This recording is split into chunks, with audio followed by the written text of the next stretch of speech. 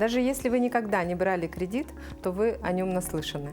Наверняка среди вашего окружения есть как минимум один человек, имеющий какой-либо кредитный продукт. Сегодня сложно представить жизнь без кредитов. Кто-то взял ипотеку, кто-то купил автомобиль в кредит, а кто-то модный гаджет. Про кредиты много шутят, жалуются на них, но всегда радуются, когда их одобряют. Что вы знаете о кредитах сегодня? Сам по себе кредит – это неплохо и нехорошо. Это всего лишь финансовый инструмент, как, например, молоток. Им можно забить гвоздь, а можно больно дать по пальцам. Только от вас зависит результат. Кредит – это деньги, которые банк дает заемщику в долг на определенное время. За свою услугу банк берет плату, проценты. Как правило, кредит берут, когда планируют крупные траты в ближайшем будущем, чтобы расплачиваться с банком частями. Бесплатных кредитов не бывает. Как и цена товаров в разных магазинах, цена кредита в банках различается. Кроме того, стоимость зависит от типа кредита. Далее мы рассмотрим, какие бывают типы кредитов. Существует три основных принципа кредитования. Срочность. Банк выдает вам деньги не навсегда. У каждого кредита есть срок и график платежей, по которому он гасится. Несоблюдение срока или графика грозит штрафными санкциями. Платность. Кредит – это платная услуга. Плата банку за пользование деньгами складывается из процентов и комиссий по кредиту. Нужно помнить, что бесплатных кредитов не бывает. Это лишь рекламные уловки. И возвратность. Деньги, взятые у банка, необходимо вернуть полностью. У банка есть различные механизмы для возврата одолженных средств, включая взыскание на имущество, не связанное с кредитом.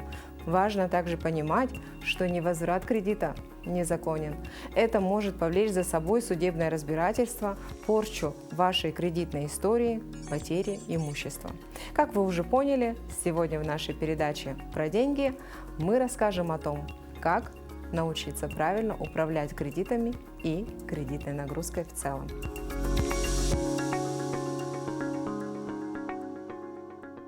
У нас в гостях Лугинов Афанасий Иванович, председатель Общественного совета Министерства экономики, опытный банкир, эксперт по финансовой и инвестиционной грамотности, общественный деятель. Здравствуйте, Афанасий Иванович.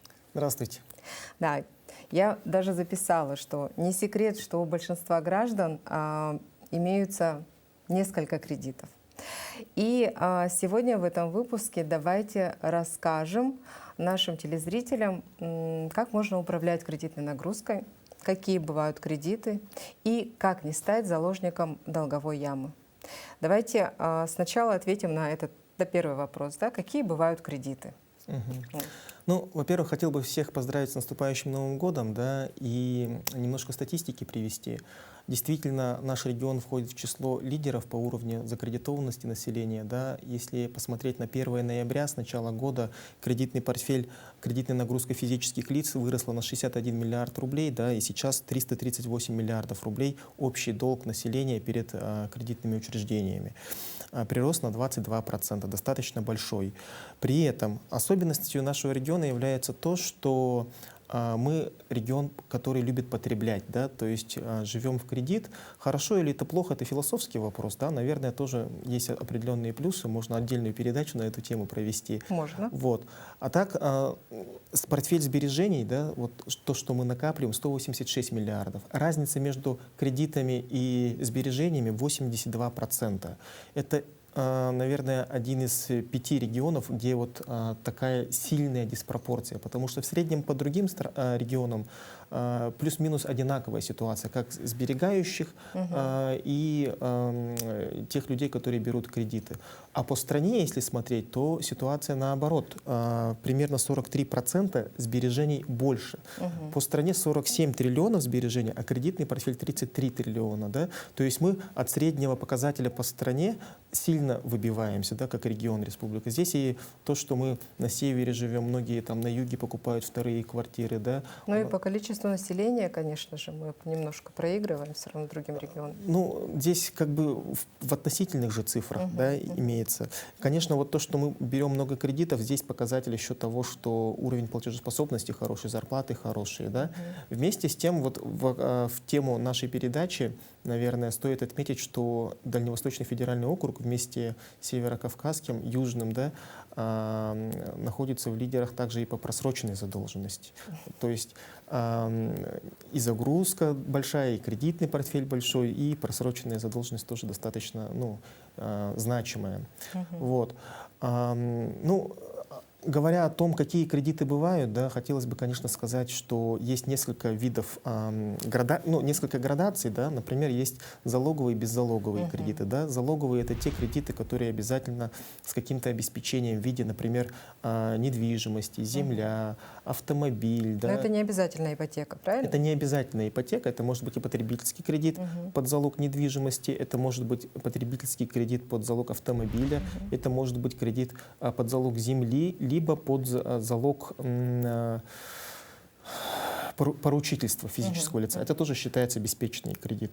Такие кредиты, они, как правило, лучше одобряются, поскольку банки, ну, кредит это вообще, во-первых, что такое кредит? Да, срочность, возвратность, платность. Соответственно, если кредит обеспечен залогом, да, то это обеспечивает его и возвратность, и платность, да, в определенные сроки. Если этот срок не выдерживается, соответственно, залог будет взыскан по суду, да, ну и реализован в рамках существующего законодательства. И такими кредитами банк себя немножко как защищает. Ну, да, защищает. Нивелирует риски, да? Да, за счет этого ставка по ним ниже, клиенты могут сэкономить добросовестные, да, ну, достаточно приличную сумму, потому что и требования Центрального банка к формированию обязательных резервов существенно ниже именно к обеспеченным, к залоговым кредитам.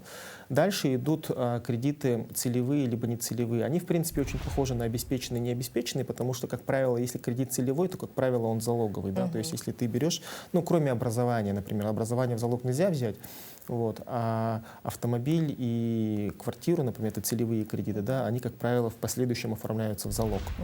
Вот. Ну и есть необеспеченные кредиты, а также нецелевые. Это вот одно и то же, как так называемые потребительские кредиты. К ним кто-то относит посткредитование, кто-то не относит посткредитование. А что такое посткредитование?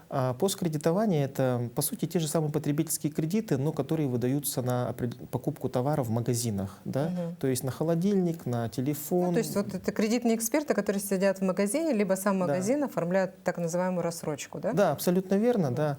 Это тоже такие, ну, достаточно хорошие кредиты, которые позволяют улучшить, скажем, бытовые условия наших жителей, да, клиентов, но ставка по ним, как правило, ниже. Почему? Потому что там сумма меньше, как правило, да, там на шубу, телефоны и так далее. Не так много нужно, как на квартиру, там, машину, гараж и так далее. Ну и просто деньги там, на ремонт, на путешествие, на организацию какого-нибудь грандиозного юбилея, там, да, либо свадьба и так далее. Тоже берут потребительские кредиты, нецелевые, куда угодно. А можно несколько целей сразу совместить. Также потребительские кредиты часто берут на рефинансирование других кредитов, например, кредитных карт. Кредитных карт, например, да, посткредитов тех же самых, когда их много набрал. Но бывает так, что не все же финансовые эксперты, да, и не все умеют планировать, к сожалению, да, поэтому берут кредиты, например, вот на микроволновку отдельно, отдельно на холодильник, отдельно на диван, отдельно там на что-то еще, а потом, ой, голова кругом идет, разные кредиты в разных банках, да, и потом берут один большой потребительский кредит и гасят все мелкие. Отдельной категорией идут кредитные карты. Да? Раньше это были карты с овердрафтом, сейчас это просто классические, ну, во всех банках это кредитные карты. Как правило, это кредитные карты еще с льготным периодом платежа.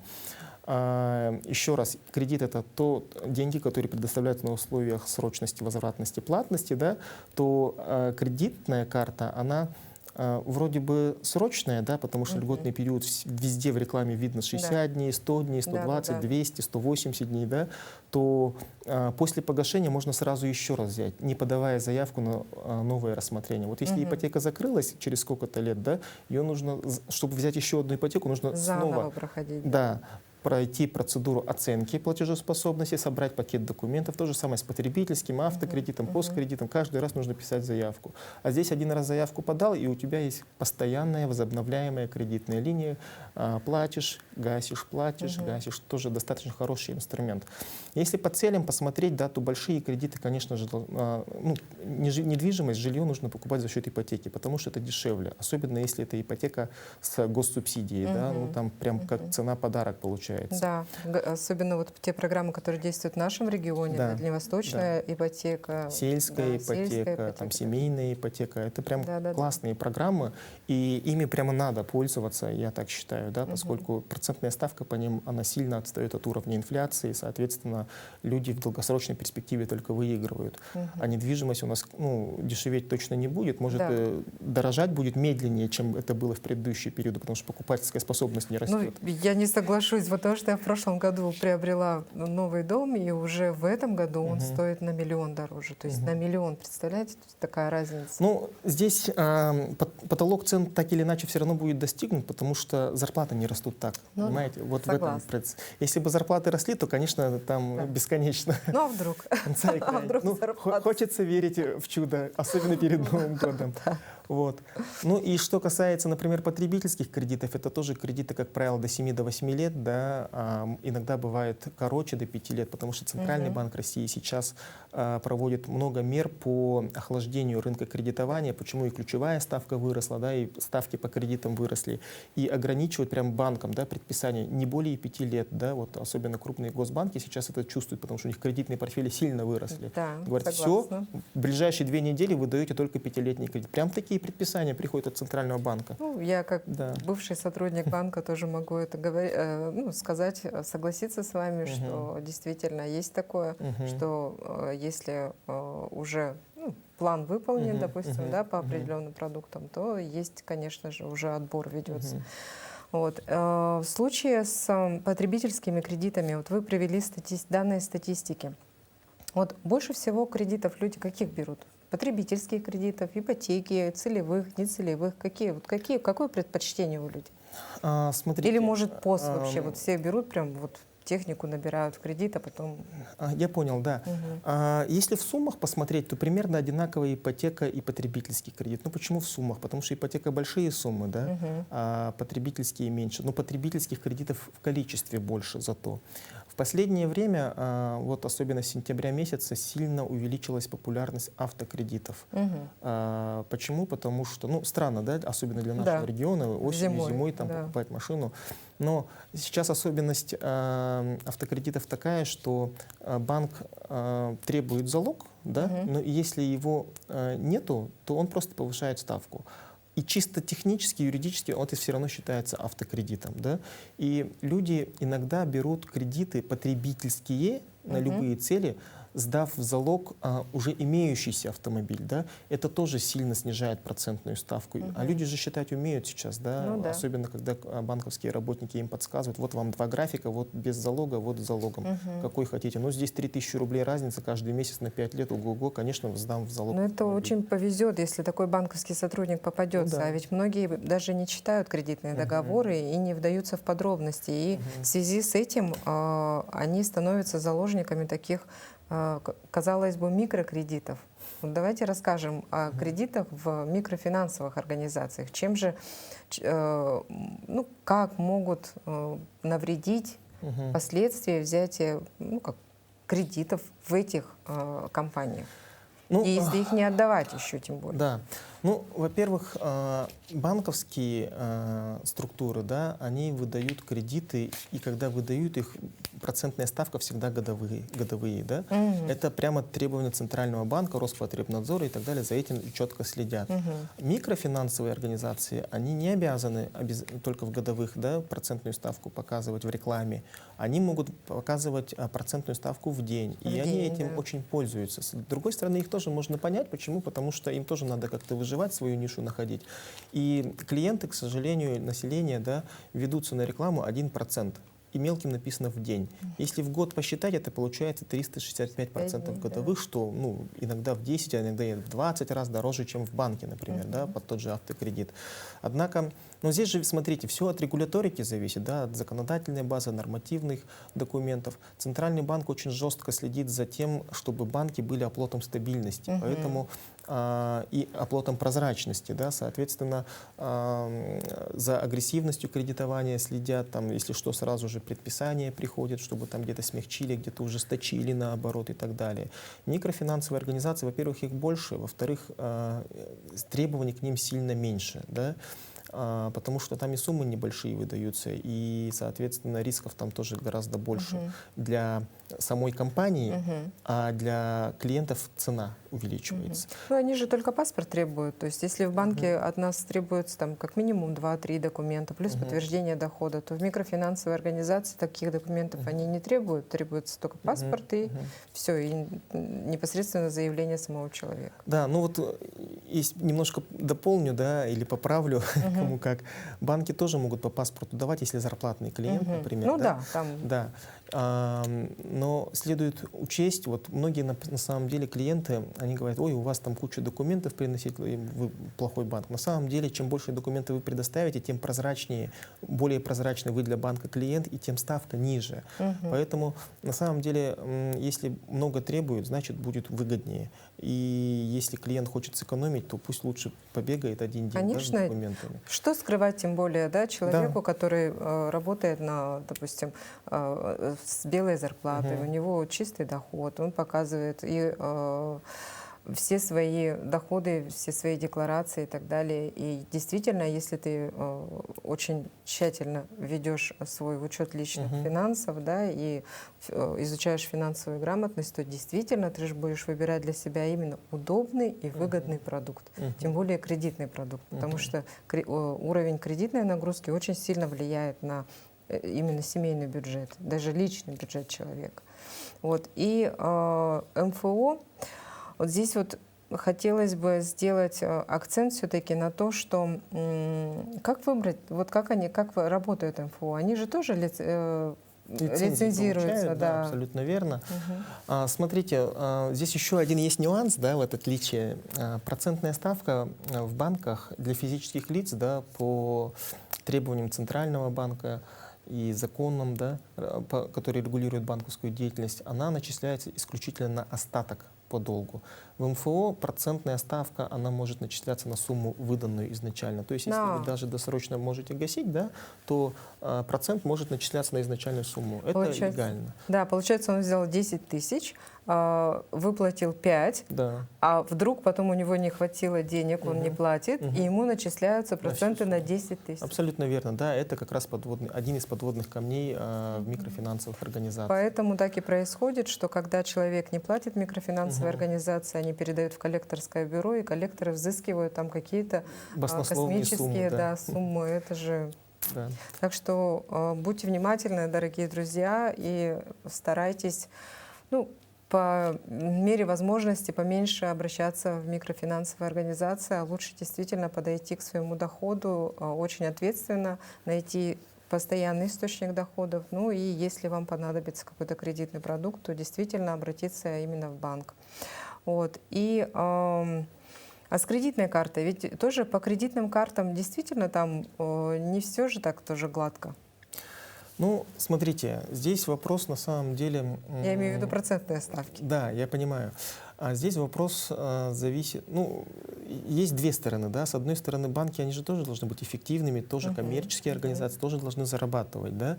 С другой стороны, борьба за клиента идет. Клиент идет туда, где ему выгоднее. Процентные ставки по кредитным картам, они действительно выше, чем по потребительским кредитам. За счет чего? За счет того, что есть льготный период, да. Банки действительно предлагают клиентам возможность пользоваться их деньгами бесплатно. В разных банках льготный период разный, да, доходит до 180 дней, например, льготный период. Это действительно так. И действительно клиент, если выполнит все условия банка, да, то он ничего не заплатит, клиент. При этом банк все равно будет выигрыша. За счет чего? Ну вот как бы парадоксально. Клиент ничего не платит, а банк выигрыша. Да? Дело в том, что когда клиент совершает покупки через терминал, да, то предприниматель за перевод денег с карты клиента на его расчетный счет платит комиссию. Эквайринг. Да, интерчейндж так называемый, это комиссия. И вот эта комиссия, она идет в доход банку, который выдал эту кредитную карту. То есть клиент не платит, да, в льготный период никаких процентов, а банк получает свою маржу за счет того, что по его карте провели транзакцию. Это банкам достаточно выгодно, поэтому они охотно эти льготные периоды предоставляют. Кредитная карта также инструмент для банка привязать клиента к себе. Ну и еще по статистике, да, 90% клиентов они не успевают в льготный период попадать. Да. И здесь стоит отметить то, что процентная ставка, она начисляется на всю сумму и на весь срок. Точнее, не так, не на всю сумму, на весь срок. Да? То есть, вот, например, льготный период 4 месяца либо 6 месяцев. Да? Клиенты всегда думают, что, ну не всегда, наверное, 9 из 10, что когда 4-й месяц закончится, с 5-го начнут начислять проценты. Нет. Вот с 5-го начнут начислять проценты, но за весь период, который не погасился. Поэтому, если льготный период есть, нужно полностью долг, не частично, да, да, не обязательный платеж, как многие. Я же обязательный платеж вносил, зачем мне процент начали? Вы должны были полностью закрыть свой кредит, день пройти и только потом начать снова пользоваться, чтобы это было все бесплатно. Там действительно много нюансов, да, и если бы там все было просто, то действительно банкам, наверное, не было бы выгодно. Просто это же все просчитывается. В банках тоже есть экономические модели, модель поведения и так далее клиентов. Поэтому, например, снятие наличных, это тоже, как правило, за комиссию, и в 9 из 10 банков, если снимаешь наличность, то льготный период не распространяется. Льготный период может распространяться только на покупку, да, только на пользование. Вот такой момент есть. А согласитесь ли вы с тем, что размер суммы, ну вот именно размер кредитного лимита по кредитке, он не должен превышать трети дохода? То есть вот, ну, часто очень обращаются за консультацией ко мне, как финансовому консультанту, да, и получается, что когда мы начинаем рассчитывать всю кредитную нагрузку, сколько человек может, в принципе, себе позволить, вот, выходит, ну, в среднем треть. И эта треть, она как раз составляет ту часть расходов, которую мы тратим вот на повседневные наши покупки, на покупку продуктов питания, которые человек, в принципе, мог бы осуществлять, оплачивая кредиткой. И он же, когда будет платить повседневные, ну, там, сходит в супермаркет, оплатит кредитной картой за продукты, да, оплатит там какие-то покупки, проезд там, и так далее, да, то ему же начисляется еще и кэшбэк. То есть, ну, если он не проезд оплачивает, а заправляет свою собственную машину, да, допустим, например, ему идет, да, повышенный кэшбэк, если тем более он эту категорию выбрал и так далее. То есть здесь уже получается такая взаимная выгода. И они и соглашаются, в принципе, с тем, что треть дохода, да, в принципе, это нормально. Но почему-то многим кажется, что это мало, и они все равно просят кредитную карту или оформляют кредитную карту суммой гораздо больше, чем их даже ежемесячный доход. Да, есть такая особенность, так скажем, да, и соглашусь, и не соглашусь. Да. Здесь нет универсального ответа и рецепта, все индивидуально.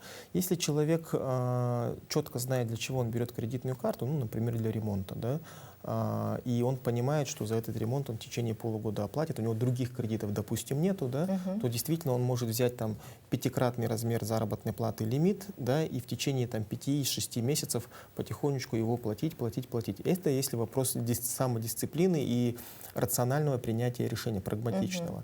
Для большинства клиентов это классическая история, когда размер лимита не должен действительно быть большим. У меня, например, 3 кредитные карты, и в каждой из них лимит не то чтобы там 1/3, он вообще минимально возможный. Да? Где-то 1000 рублей, где-то 10 тысяч рублей. Мне кредитные карты вообще нужны для кредитной истории, да, для того, чтобы повышен был рейтинг там, и так далее, чтобы получать льготы там, и так далее.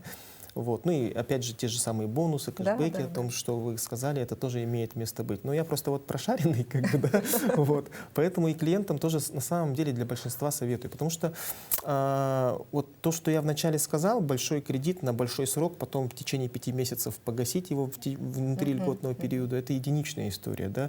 Большинство все равно там куда-то там потратит еще дополнительно, и все. Да, действительно. Да.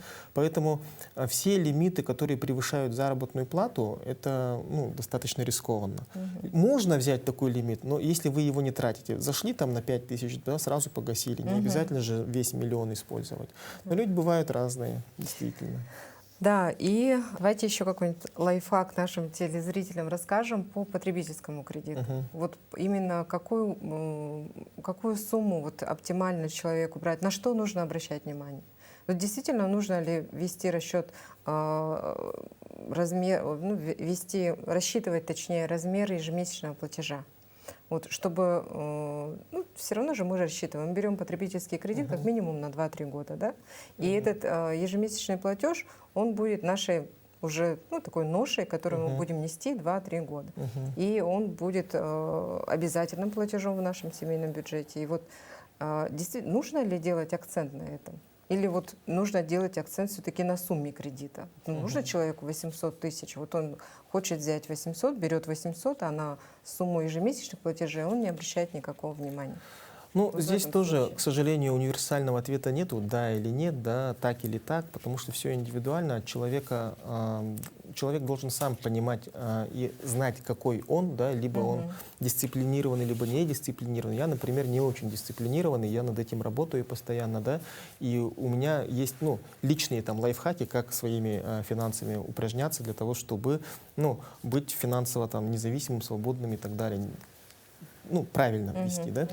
Вот. Поэтому, что касается потребительского кредита, на что смотреть, на сумму или на платеж, зависит от потребностей в том числе, да? Ну, например, если клиент мечтает о машине, она же стоит там определенную сумму, да? И здесь от платежа, если он будет выбирать комфортный платеж, то он желаемую машину может не купить, потому что зарплаты не хватает, да? Соответственно, он купит другую машину и будет потом ненавидеть эту машину, грубо говоря, да? Либо вкладываться дополнительно в запчасти, в оформление, в обслуживание и так далее. Вот хотелось бы еще такую вещь сказать. Может быть, это не совсем будет профессионально с точки зрения финансового консультанта, да? Но мы живем не ради денег, не ради там, автомобилей, недвижимости, да, в том числе. Мы живем в том числе, чтобы получать эмоции. Да? И когда мы покупаем, например, автомобиль, чтобы она просто выполняла какую-то функцию, не всем это подходит. Кому-то это подойдет, да?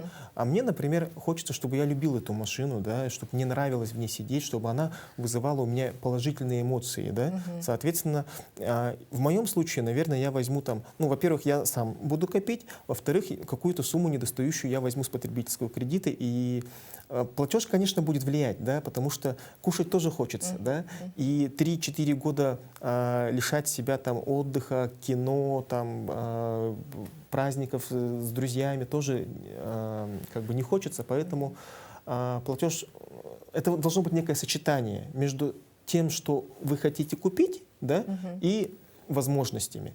С другой стороны, бывают редкие случаи, когда мы берем большую сумму кредита, а потом заставляем себя быть более эффективным и стремиться к тому, чтобы вот этот платеж, который на сегодняшний день кажется неподъемным, да, он стал, ну, вот такой вот осиливаемым легко.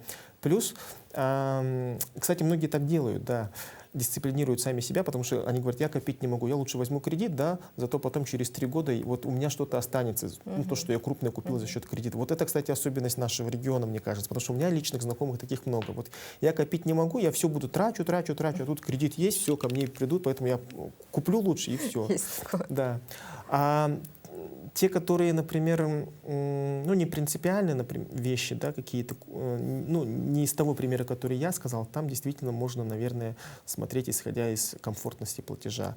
Если не принципиально, какой автомобиль взять, да, но здесь, видите, можно еще сроками поиграть.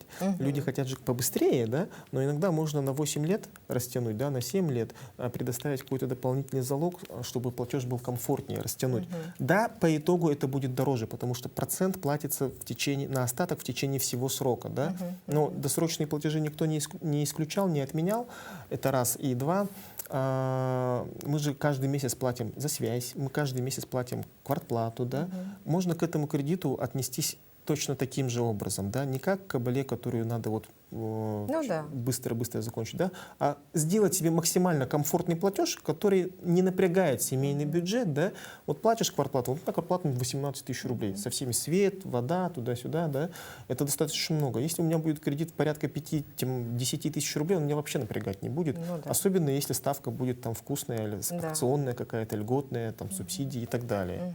Ну да, это очень даже неплохо и совсем никак не, в принципе, не отразится отразится на семейном бюджете, а наоборот научит человека считать вот эту амортизацию, да, вот как мы говорим об этом. То, что инфляцию тоже никто не отменял. И инфляцию, да. Потому что действительно, если мы, допустим, ну, вот, например, полгода назад, если бы оформили кредит, да, он бы нам стоил там 12% годовых, да, а сейчас уже ставки поднялись. То есть они с октября месяца, они уже выросли на 5-7. Вот мы с вами все агитируем, чтобы люди накапливали денежные средства, да. А вот мне один клиент говорит, вот я, знаете, 3 года назад купил автомобиль, он сейчас вырос в 2 раза. А где ваши накопления выросли в 2 раза? Вот и я сижу, вот такой эксперт, да, финансовый, действительно, вот если бы он положил на вкладе, он бы заработал 40%, тут машина выросла в 2 раза в кредит, да. Даже с учетом процентных ставок он как будто в выигрыше остался. Поэтому здесь все индивидуально, надо считать.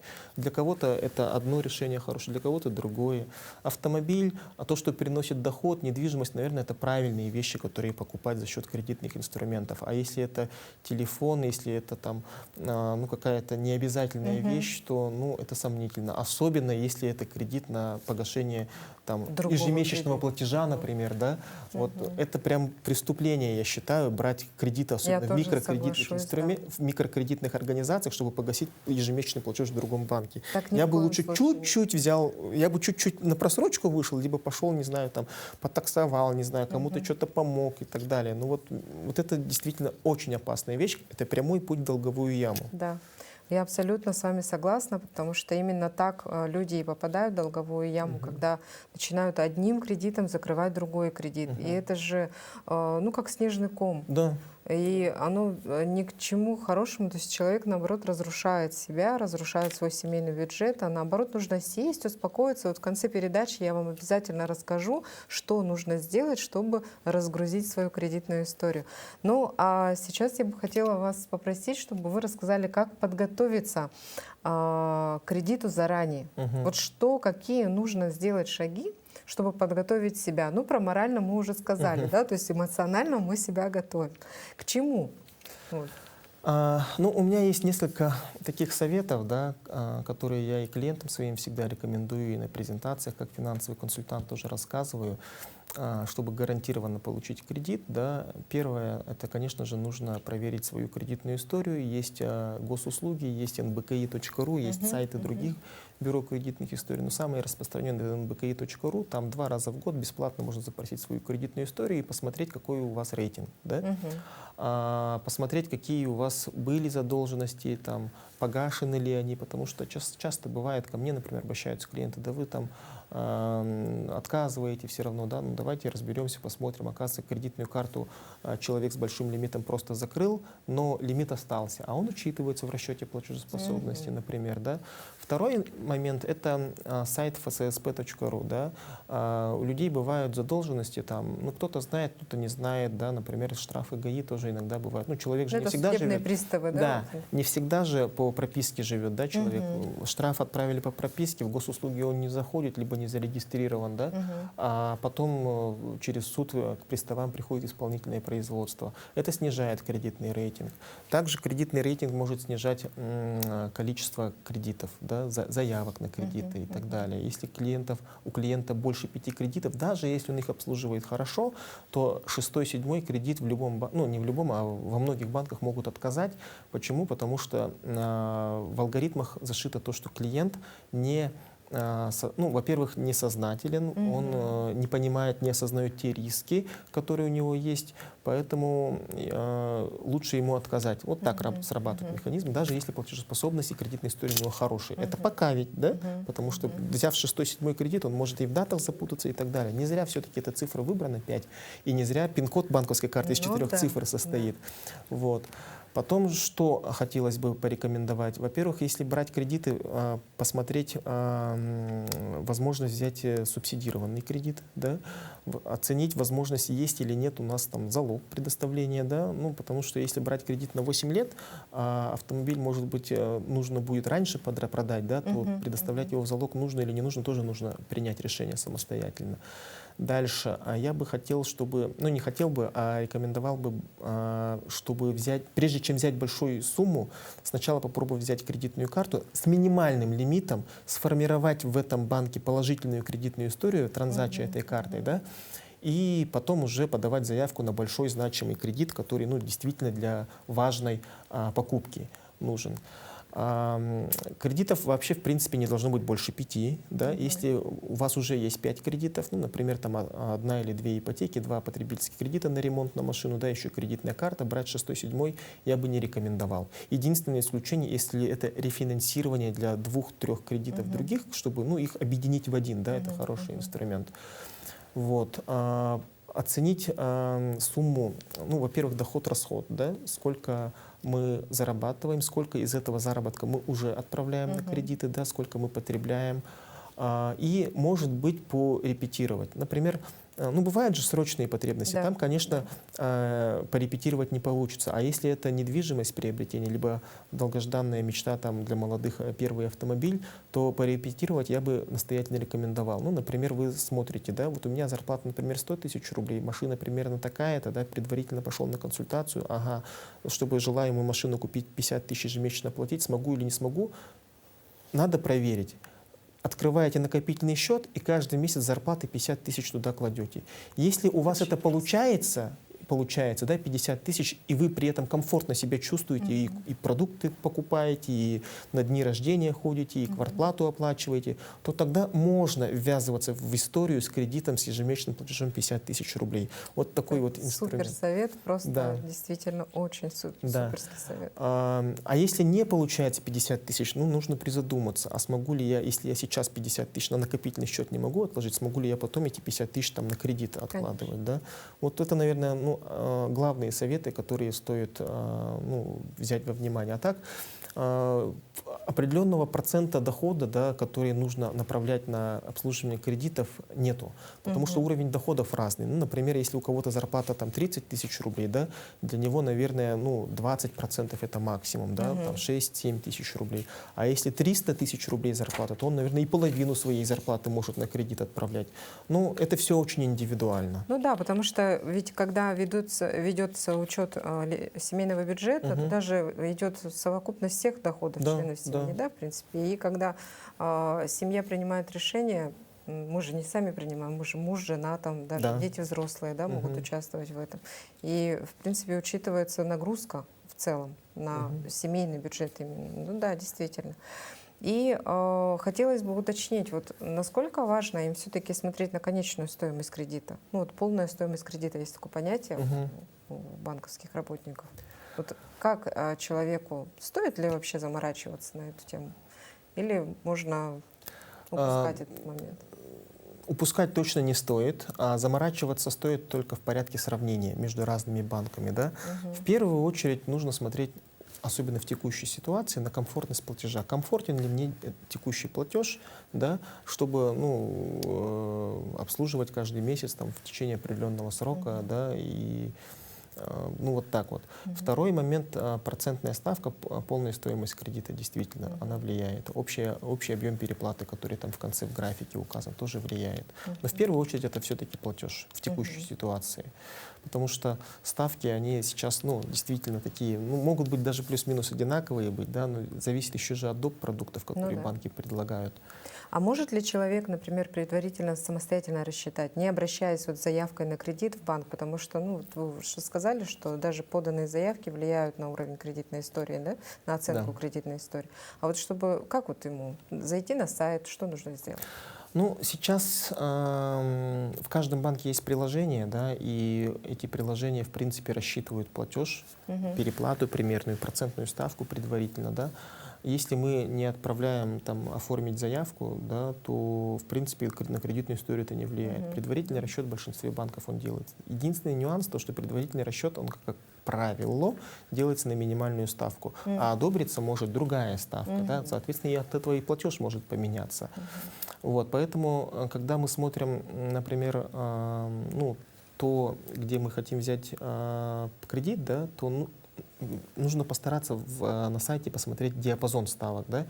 Вот минимальная, максимальная, ну и примерно, наверное, средняя ставка — это та ставка, которую банк предложит, если вы не зарплатный клиент, да, если вы не имеете опыта кредитования в этом банке. Вот, если у вас есть опыт положительный, да, в этом кредитовании, в этом банке кредитоваться и плюс зарплатная карта, то, скорее всего, ставка будет приближена к минимальной. ну, если еще страховка есть. Мгм. А так есть сторонние приложения, да, на Play Market, App Store можно скачать просто калькулятор кредитов, калькулятор вкладов, там тоже можно рассчитать и поиграться процентными ставками, да, и сколько. Я вообще на самом деле рекомендую так делать, потому что как минимум даже проверять те же самые банки. Если вам предлагают 14%, миллион, да, вы с независимого простого калькулятора тоже 1 014% проверяете, там разница должна быть в пределах 100 рублей. Ну, в разных банках, почему эта разница возникает в разных банках по-разному, иногда бывает там в первый месяц основной долг не гасится, а только проценты гасятся, да, а в калькуляторе он сразу гасится. Поэтому вот 100, 200, ну, это зависит от суммы еще. Чем больше сумма, тем больше может быть погрешность. Но это же получается аннуитетные платежи и дифференцированный платеж. То есть вот как вообще банк может сразу вот клиенту, где он указывает вот этот вот размер, вернее уровень платежа, вот где распределение идет именно оплата процентов и сумма основного. Ну, здесь все просто. Только 2 банка сегодня предлагают выбор платежа, да, аннуитетный, дифференцированный. Все остальные предлагают только аннуитетный платеж. Вот. И в приложении можно выбрать это. Да. Поэтому те счастливые, там, скажем, люди, которые знают, что это за 2 банка, мы же здесь без рекламы, могут пойти в эти банки и сделать сравнение. Дифференцированный платеж действительно позволяет сэкономить, потому что основной долг, он гасится равными долями, Да. соответственно, он гасится быстрее, а проценты, напомню, начисляются на остаток. Если основной долг гасится быстрее, то и процентов будет уплачено меньше. Аннуитетный платеж, он отличается удобством. Я на самом деле сам тоже вот последние кредиты брал с аннуитетным видом платежа. Почему? Потому что там одинаковая сумма, она просто удобная. И для меня никто не отменял досрочное погашение, да, за счет чего я экономлю. Вот и все. Да, а досрочное погашение же можно отправлять на основную сумму долга, то есть мы гасим тело кредита, а проценты уменьшаются, Да, потому что тело да. кредита уменьшается, Да, ну и, соответственно, да, да. процент уменьшается. Я благодарю вас за такую интересную беседу и хочу отметить, что такая разъяснительная работа действительно может помочь человеку при выборе накопить самостоятельно или все-таки взять кредит. Спасибо вам большое, Афанасий Иванович, что Вам вы спасибо. пришли к нам в гости в нашу передачу. И я уверена, что в будущем у нас еще много есть о чем рассказать нашим телезрителям. Спасибо.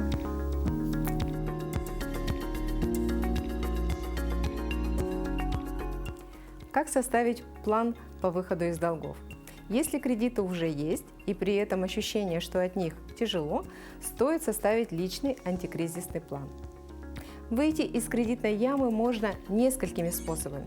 Досрочно погасить кредиты и долги, оформить рефинансирование, то есть объединить кредиты в один с меньшей ставкой или с большим сроком, провести реструктуризацию. Такая кредитная программа поможет изменить условия конкретного кредита.